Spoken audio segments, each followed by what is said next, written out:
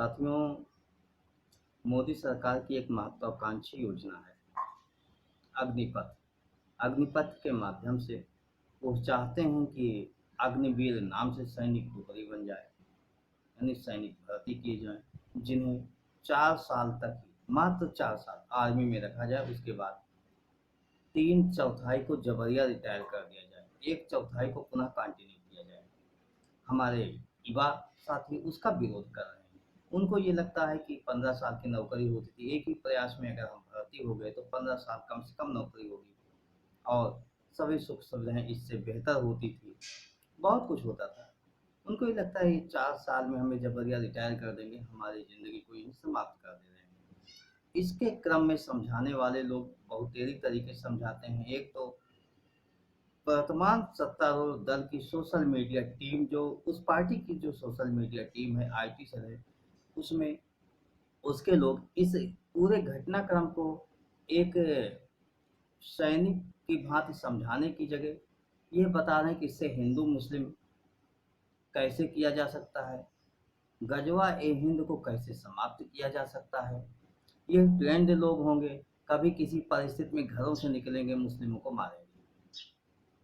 उसके बाद ये समझाते हैं कि उनके पास रिटायर होने पर पैसे होगा, वो जाकर गल्फ में नौकरियां कर सकते हैं।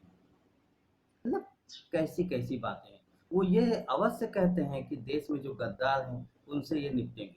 मैं ये पूछना चाहता हूँ कि अगर देश में गद्दार हैं तो क्या मोदी सरकार और उनकी एजेंसियां बौनी हैं? क्या ये जो मूर्खाधिराज इस तरीके के पोस्टों को फॉरवर्ड कर रहे हैं, लिख रहे हैं, क्या ये सुरक्षा एजेंसियों से ज़्यादा चालाक, होशियार और समझदार हैं?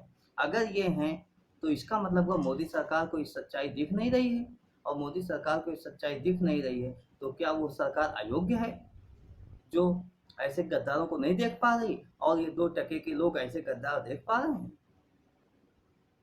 इस तरीके की बात करना बेईमानी है।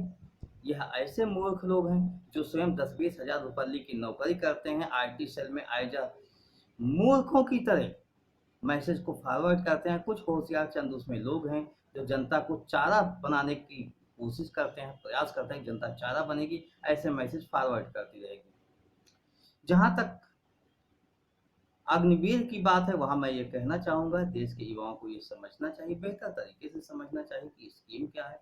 उन्हें उपद्रवियों की भांति आक्रमण नहीं करना चाहिए, हमारे सैनिकों पर, हमारे पुलिस वालों पर, हमारी आम जनता पर तोड़-फोड़ नहीं करना चाहिए।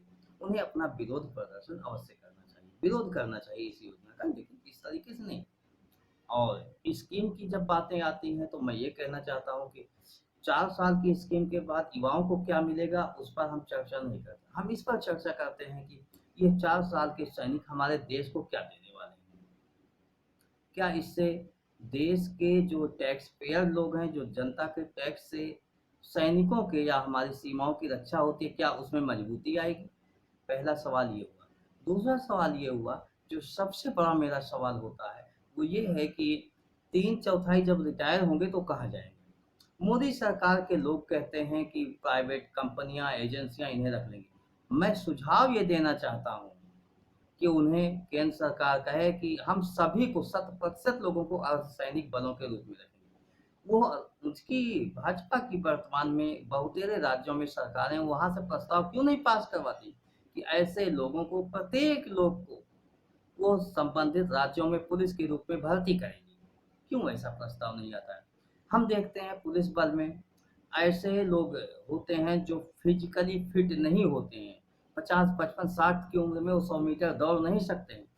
क्यों नहीं कहा जाता कि उनको हटाकर ऐसे अग्निवीरों की भर्ती की जाएगी जो एक्स अग्निवीर होंगे, यानी कोई बेरोजगार नहीं होगा। अगर ये कहा जाता है कि ट्रेंड लोगों को प्राइवेट जॉब मिल जाएगी, तो मैं ये कहता हूँ कि क्या प्राइवेट कंपनियों के लिए इन्हें देश के पैसे से तैयार किया जा रहा है, प्रशिक्षित किया जा रहा है, कि यह प्रशिक्षित लोग उन गवर्नमेंट की कंपनियों में, जिसके प्राइवेट लोग मालिक होंगे, जिसे मोदी सरकार बेच रही है, क्या उसमें सिक्योरिटी गार्ड बनाने के लिए इन्हें गवर्नमेंट के पैसे से ट्रेंड किया जा रहा है? अगर ये गवर्नमेंट के पैसे से ट्रेंड होकर वहां पर प्राइवेट सिक्योरिटी गार्ड होंगे, कल आने वाली केंद्र की कोई दूसरी सरकार जब भी देखेगी कि जनहित के विषय पर ऐसी प्राइवेट कंपनियां काम नहीं कर रही हैं, उन्हें अधिग्रहित कर लेना चाहिए, उनका अधिग्रहण होना चाहिए, तो उनके सामने यही आर्मी के ट्रेंड सैनिक उस पुलिस बल के सामने खड़े हो जाएंगे दीवार बनकर। तो क्या ये विद्रोह के लिए एक सशक्त सैनिक प्राइवेट लोगों को देने का अप्रत्यक्ष चाल तो नहीं है? कुछ ऐसे सवाल हैं जिन पर आप पीछे से ध्यान दीजिए कि ये बहुत सोची समझी रणनीति के तहत देश के युवाओं का भविष्य चौपट करने की रणनीति है। देश को पूंजीपतियों के हाथों में गिरवी रखने के लिए उन्हें ट्रेंड सैनिक देने की यह चाल है। इस सब का मैं विरोध करता हूँ।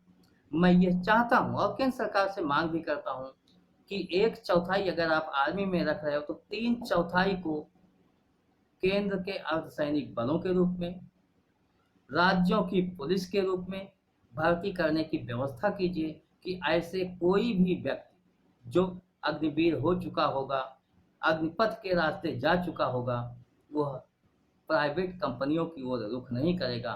गवर्नमेंट उन्हें अपने तमाम उपक्रमों में स्थान देगी। अगर यह कहा जाए कि बेरोजगारी दूर करने का मोदी सरकार का एक मंत्र है, एक तरीका है, तो मैं कहता हूँ लाखों लाख केंद्र सरकार के विभागों में पद खाली हैं, उनको भरा क्यों नहीं जा रहा है? आर्मी में बहुत से पद खाली हैं, उनको भरा क्यों नहीं जा रहा है? यह मोदी सरकार की एक सोची समझी रणनीति है जो देश हित में कदापि नहीं, हमारे बच्चों के हित में कदापि नहीं है।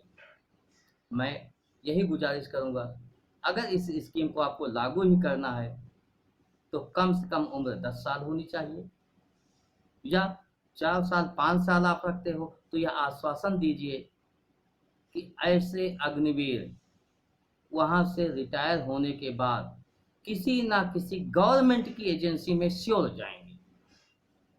धन्यवाद। जय क्रांति, जय भारत।